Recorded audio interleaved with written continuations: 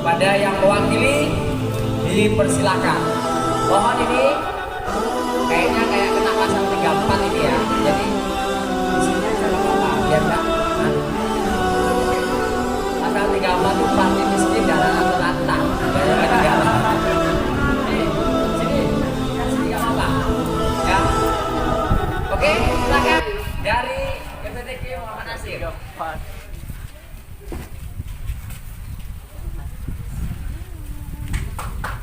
Bismillah. Assalamualaikum warahmatullahi wabarakatuh. Innal hamdalillah nahmaduhu wa nasta'inuhu wa nastaghfiruh wa na'udzu billahi min syururi anfusina wa min sayyiati a'malina may yahdihillahu fala mudhillalah wa may yudlilhu fala hadiyalah.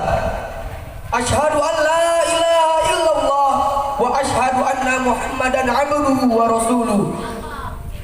Qala Allah ta'ala fil kitabil karim, a'udzu billahi minasy syaithanir rajim.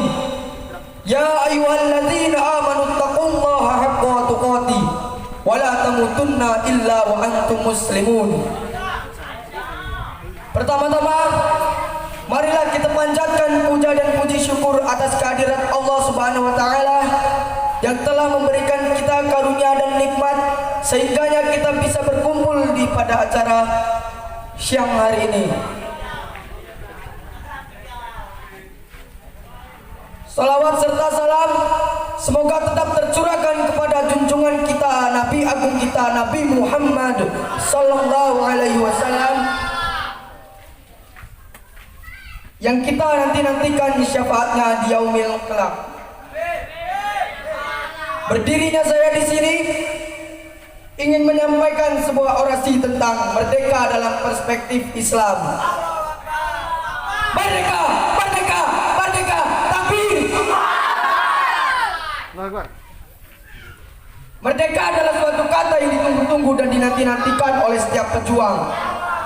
Dan negara Republik Indonesia tidak akan merdeka tanpa tetesan para pejuang, yaitu para syuhada yang merelakan nyawanya di tanah air tercinta. Kita patut katakan alhamdulillah pada 17 Agustus 1945, yaitu hari kemerdekaan Indonesia.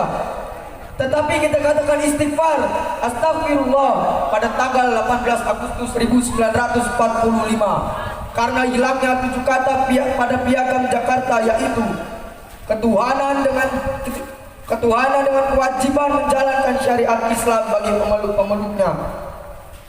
Kemerdekaan merupakan salah satu karunia besar dari Allah Subhanahu wa taala kepada hamba-hambanya dan merupakan nikmat urutan kedua sesudah nikmat kehidupan, namun tetap berada pada satu urutan di bawah nikmat termahal, yakni nikmat keimanan. Sebagaimana nikmat-nikmat lainnya, Allah Subhanahu wa taala memerintahkan kita untuk mensyukurinya. Merdeka dalam perspektif Islam yaitu 1. Merdeka dari belenggu kesyirikan, yang berarti menyekutukan Allah Azza wa Jalla, menyamakan selain Allah dengan Allah Subhanahu wa taala dalam rububiyah dan uluhiyah serta asma dan sifatnya. Merdeka yang hakiki adalah merdeka hati dari ilah, merdeka dari perbuatan syirik, kufur dan fasik. Menurut Ibnu Taimiyah, syirik ada dua macam. Yang pertama, syirik dalam rububiyah, yaitu menjadikan sekutu selain Allah yang mengatur alam semesta, sebagaimana firman-Nya dalam Quran surat As-Saba ayat 22 yang artinya, katakanlah, serulah mereka yang kamu anggap sebagai ilah selain Allah. Mereka tidak memiliki kekuasaan seberat zarah pun di langit dan di bumi, dan mereka tidak mempunyai suatu saham pun dalam penciptaan langit dan bumi, dan sekali-sekali tidak ada di antara mereka yang menjadi pembantu baginya.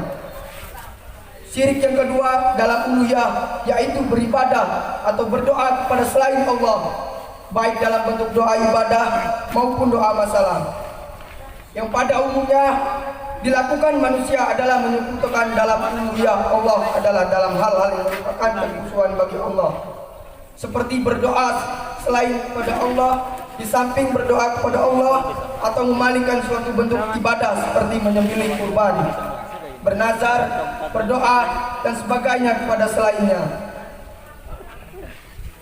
Para hadirin yang dimuliakan oleh Allah Subhanahu wa taala, poin kedua yaitu merdeka dari tipu daya dunia.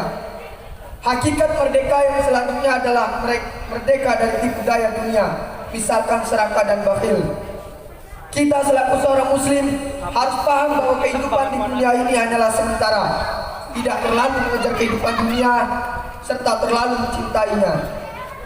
Tahukah kalian wahai muslimin, bangkai kambing yang cacat itu lebih baik dari dunia, sayap nyamuk itu lebih baik daripada dunia ini. Lalu kenapa engkau bangga dengan rumah mewahmu, bangga dengan hartamu? Wal akhiratu khairu wa abqa. Padahal kehidupan akhirat itu lebih baik dan lebih kekal. Quran surat Al-A'la ayat 17. Para hadirin yang dimuliakan oleh Allah Subhanahu wa taala, selanjutnya yaitu merdeka dari nafsu dan keangkuhan diri.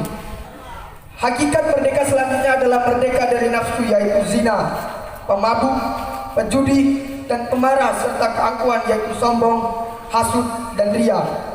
Muslim yang merdeka itu tidak diperbudak oleh nafsu serta dari sifat angkuh.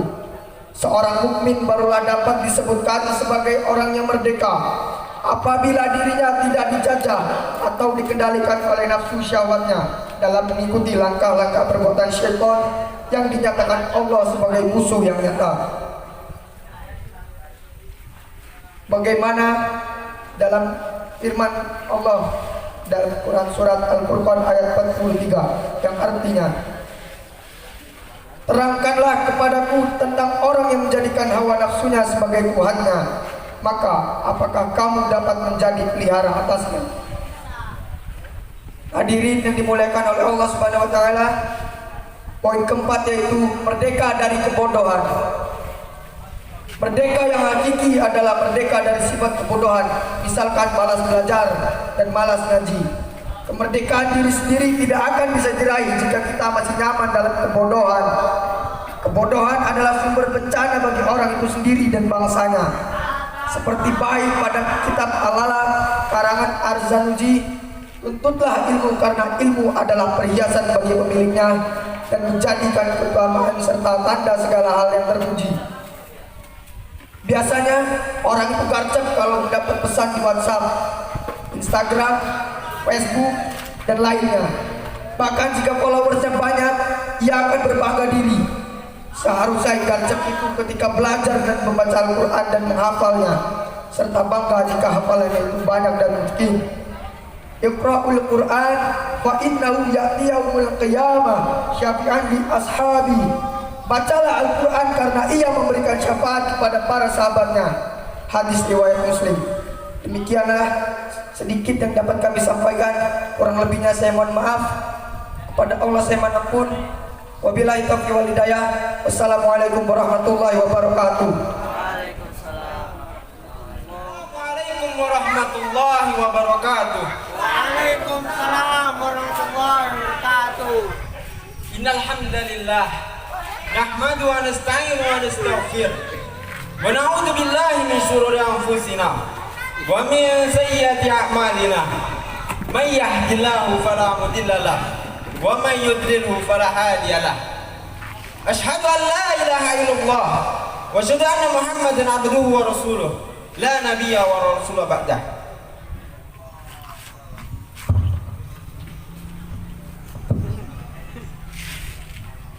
Kita ketahui semua, pada tanggal 17 Agustus adalah hari kemerdekaan kita. Tapi itu hanya kemerdekaan secara fisik. Secara non fisik, Indonesia belum sepenuhnya merdeka. Yang pertama, kita harus bersyukur kepada Allah Subhanahu wa taala yang telah memberikan kita tempat yang aman, tempat yang nyaman untuk berdakwah, untuk beribadah kepada Allah Subhanahu wa taala. Kemudian muncul di pertanyaan kita, apa sih itu merdeka? Kemerdekaan itu adalah suatu kebebasan di mana seseorang dapat melakukan segala hal yang ia kehendaki. Tapi perlu diketahui saudara-saudaraku, tidak ada kebebasan tanpa syarat. Kebebasan pasti ada syarat dan ada maknanya.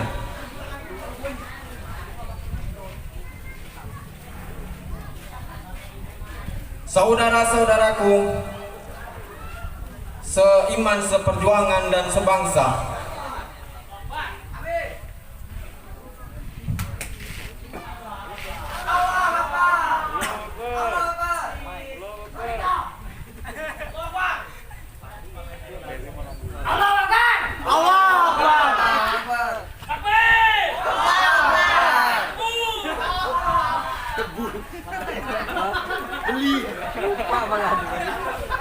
lanjut beli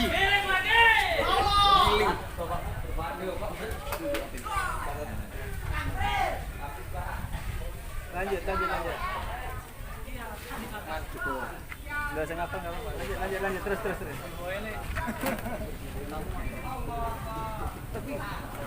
ya Allah ayah.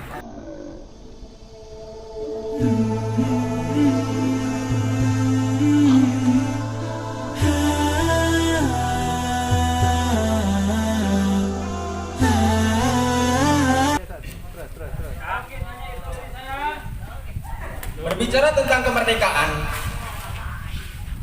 saya teringat suatu kisah di mana waktu itu Rabi' bin Amir dan kaum muslimin yang hendak menaklukkan Persia. Dikala itu Persia adalah negara yang besar. Tapi ingat, kaum muslimin tidak pernah menjajah negara manapun. Kemudian rakyat Persia itu bertanya, "Mengapa kalian di sini? Mengapa kalian datang ke negeri ini?" Lalu apa jawaban Rabi' bin Amir? "Kami datang ke sini untuk membebaskan di mana penyembahan kepada selain Allah dan menuju ke penyembahan kepada Allah semata." Kemudian seperti juga perkataan Ibunda Maryam ketika dia mengandung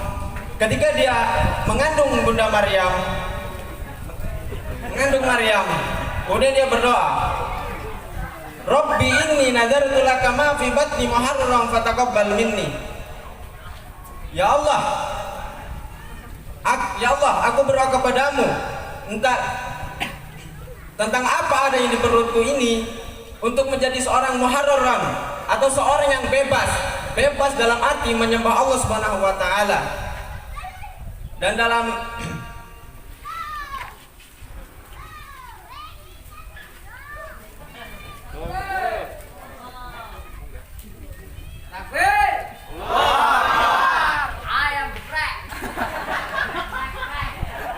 lanjut Pepsi. boleh karena itu ini efek kena tag itu loh ini kebetulan kemarin suruh buat tag jadi intinya jadi bingung kemerdekaan dalam pandangan Islam itu adalah bebas aja kebebasan dalam beribadah kepada Allah SWT dan tanpa menyekutukannya. ya kena amanahnya gitu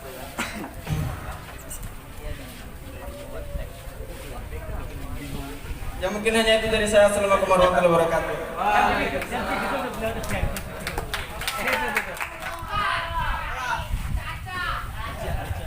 Takbir! Takbir!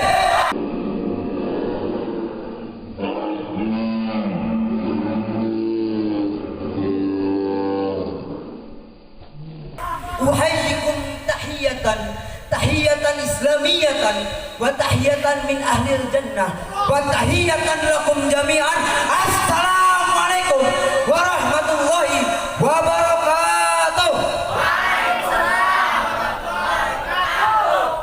Alhamdulillahi rabbil alamin hamdan katsiran thayyiban mubarakan fih. Awalan haya bina nashkurullah azza wa jalla alladzi qad an'amana ni'aman katsiratan hatta nastati an najtami fi hadzal makanil mubarak insyaallah. Saniyan salatan wassalaman ala habibina Mustafa qudwatul ummah wa imamul mursalin yakni Nabiullah Muhammad sallallahu alaihi wasallam allazi qad akhrajan nasa minadh dhulumati ilan nur wa kadzalika ila siratal mustaqim.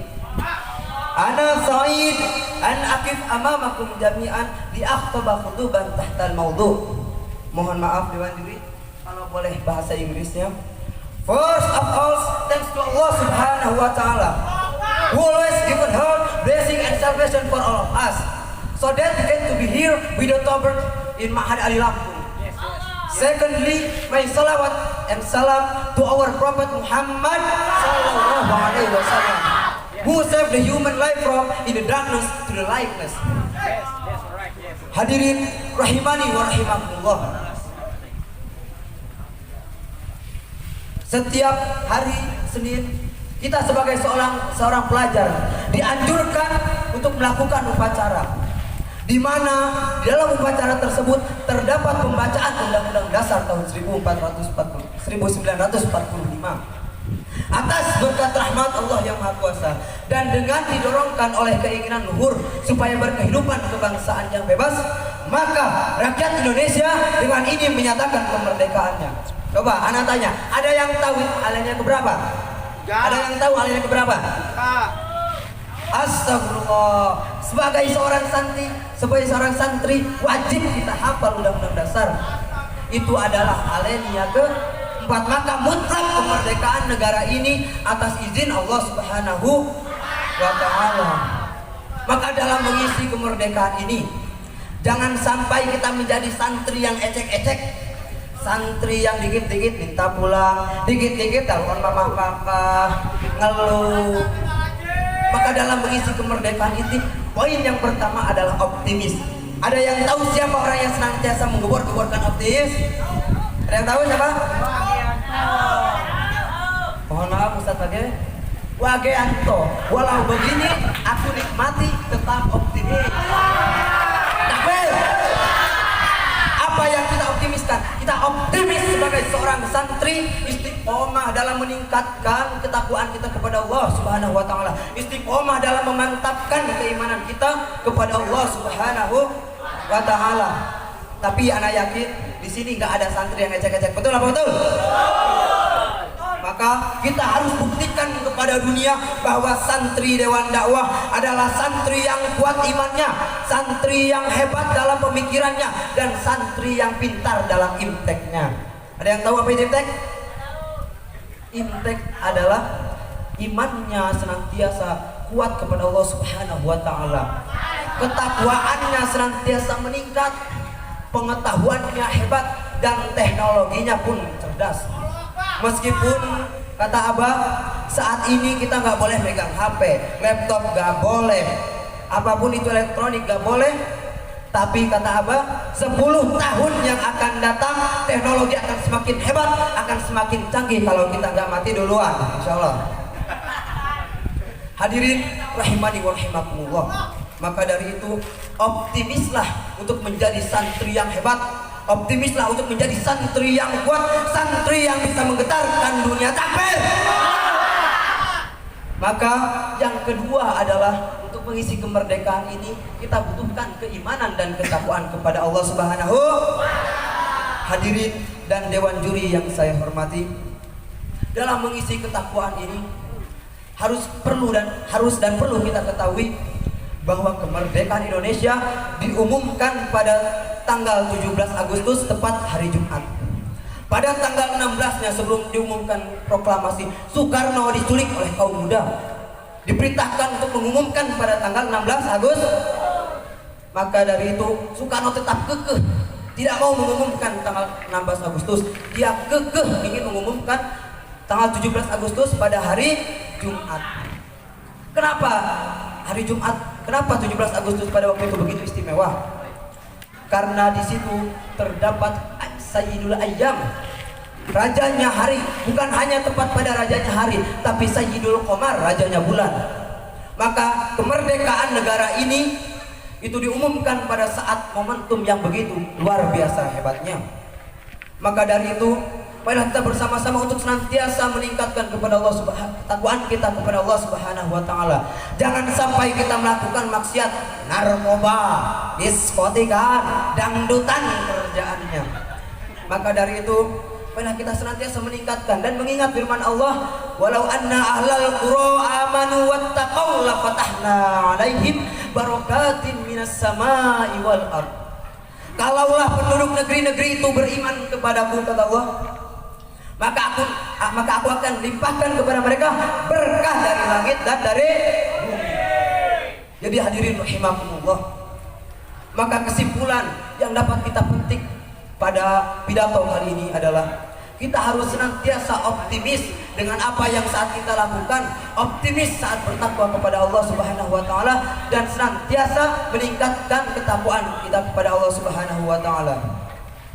Mungkin hadza minni, idza wajadtum minni al-akhta arju minkum al-afwa. Kalau ada sumur di ladang, bolehkah saya menumpang mandi? Sengaja enggak panjang-panjang, takut nanti jatuh hati.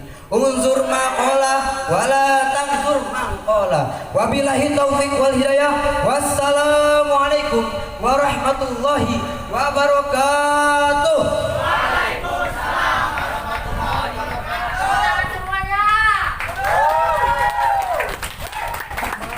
Satukan kekuatan untuk menggabungkan kita menjaga negara kesatuan Republik Indonesia di tahun ini dan tahun-tahun berikutnya.